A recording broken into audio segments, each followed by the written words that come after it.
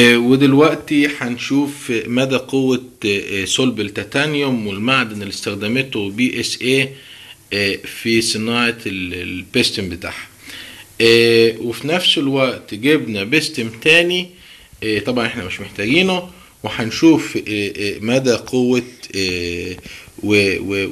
وتحمل المعدن ده والمعدن ده.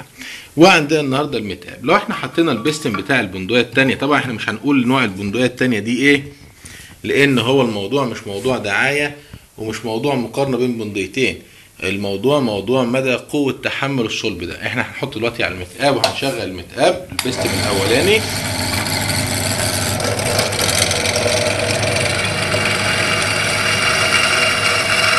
زي ما انتم شايفين عملية تآكل بتحصل. شايفين البيستم بقى شكله عامل ازاي، البرادة طبعا شايفينها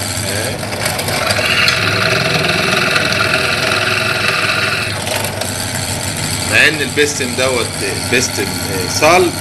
طبعا احنا مش هنقول ده بيستم بتاع بندقية، تمام.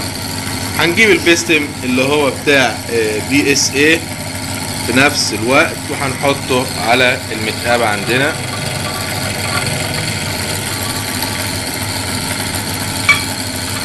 ثانية واحدة ان هو اطول طبعا.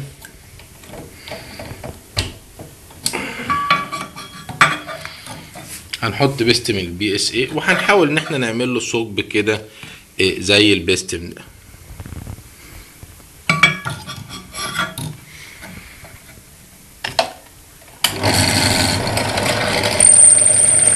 سامعين الصوت؟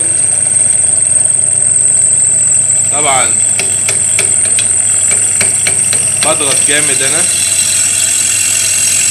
زي ما انتم شايفين، صوت عالي جدا، وفي النهاية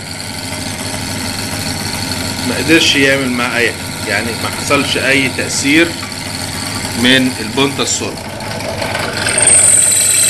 في صوت عالي جدا مش هنقدر، لان دلوقتي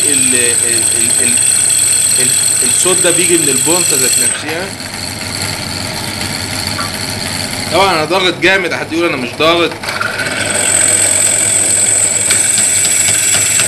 انا ضاغط عليه جامد جدا، ولكن حتى من الصوت نعرف ان هو مش هيقدر يأثر عليه.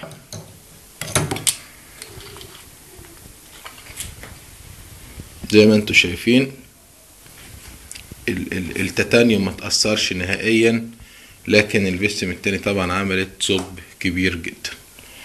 واشوف وشكم على خير.